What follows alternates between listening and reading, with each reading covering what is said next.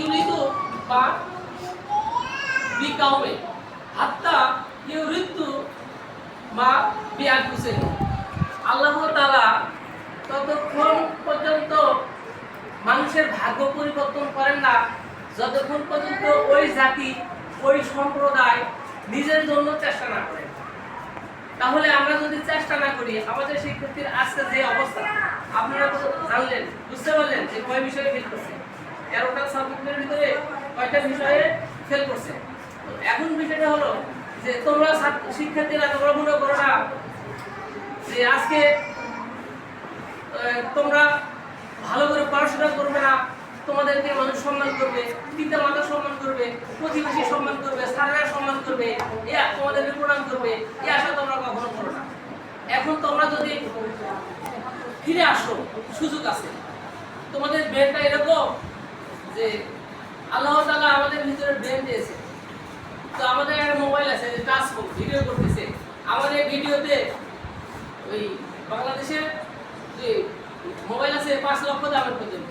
আমাদের একজন ছাত্র গত বছর পাস করে গেছে, গত 2 বছর আগে 2,15,000 টাকাতে 2,19,000 টাকাতে একটা মোবাইল কিনছে।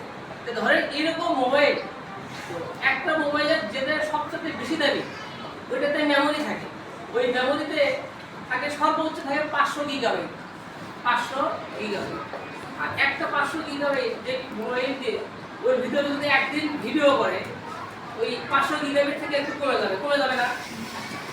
তাহলে আল্লাহ তাআলা আমাদের সবারই মাথার ভিতরে এমন গিগাবাইট সৃষ্টি করেছে, 500 নয়, 5,000 নয়, 5 লক্ষ নয়, 10 লক্ষ নয়, 20 লক্ষ নয়, 25 লক্ষ গিগাবাইট আল্লাহ মানুষের মাথার ভিতরে দিয়েছেন।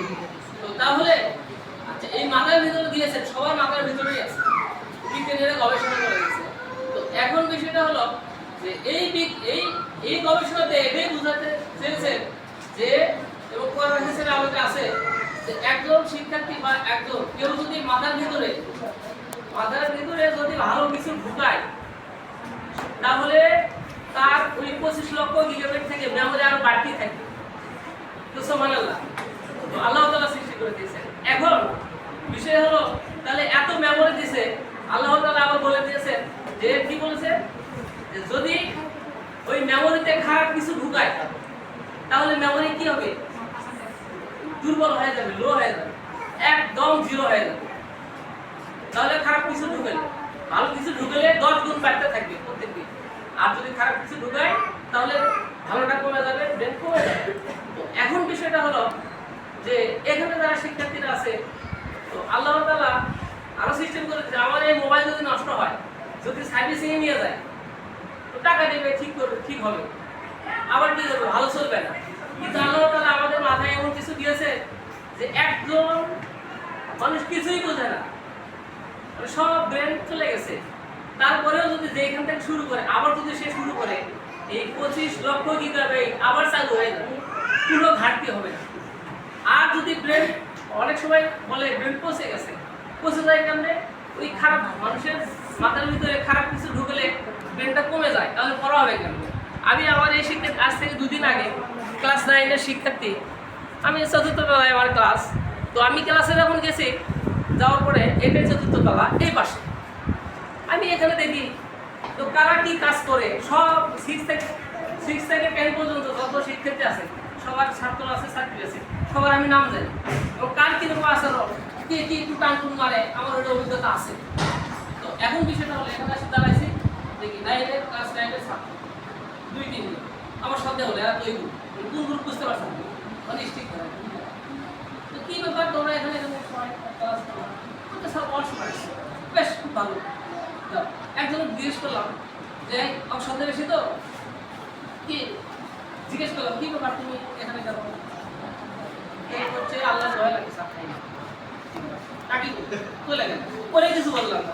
ক্লাসের ভিতর থেকে আমি কি করলাম, আরো 2 জনকে 3 জনকে বের করলাম, এই এদিকে আসো, বের করে তুমি কাছে পরে বলে না আমি যাইনি, বলে ম্যাচ কার ছিল, যাই জোরে আমি ধরছি, মানে অন্য শিক্ষার্থীরা জানা গেছে যে বিড়ি খেয়েছে, ওরা সংবাদ আমার কানে আসছে, সেটা হচ্ছে না, যাই খাইছে তো আল্লাহর পছন্দ হয়ে গেছে। তারপরে কি একজন তিনজনকে আলাদা আলাদা করে নিয়ে যাওয়ার পরে একজন বলছে ম্যাচ করেছিল কথা, আর তিনজনকে ডাকলাম এদের ভিতরে আছে বলতে স্যার মানে ম্যাচটা আমি নিচে ফেলে দিছি, এমনি বলছে স্যার ম্যাচ তো নিচে ফেলে দিছি, এই যে ধরা খাইলাম কে খাইছে। তো বিষয়টা হলো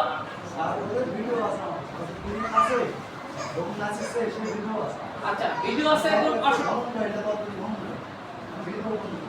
আচ্ছা আপনি দেখছেন আপনি ভালো করছেন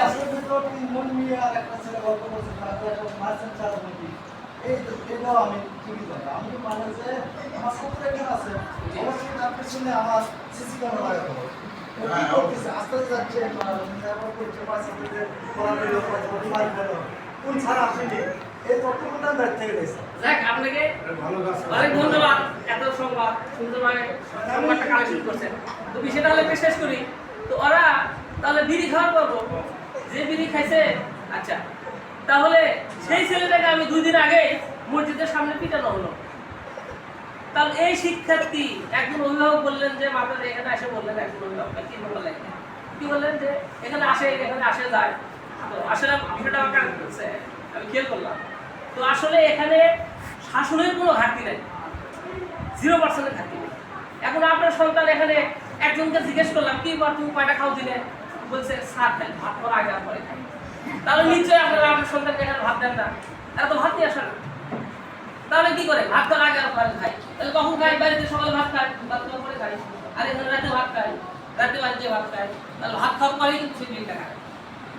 এদিকে খেয়াল রাখবে নাম্বার 1। নাম্বার 2 হলো যে এরা জানতে পারলাম গতকাল আপনি যে নিউজটা দিলেন আমার কানে আসে, একজন শিক্ষার্থী বললো যে ওনারা ক্লাসের মধ্যে টিকটক করছে। এরা যে আসলে টিকটক করে, টিকটক তো এরা বোঝেই না।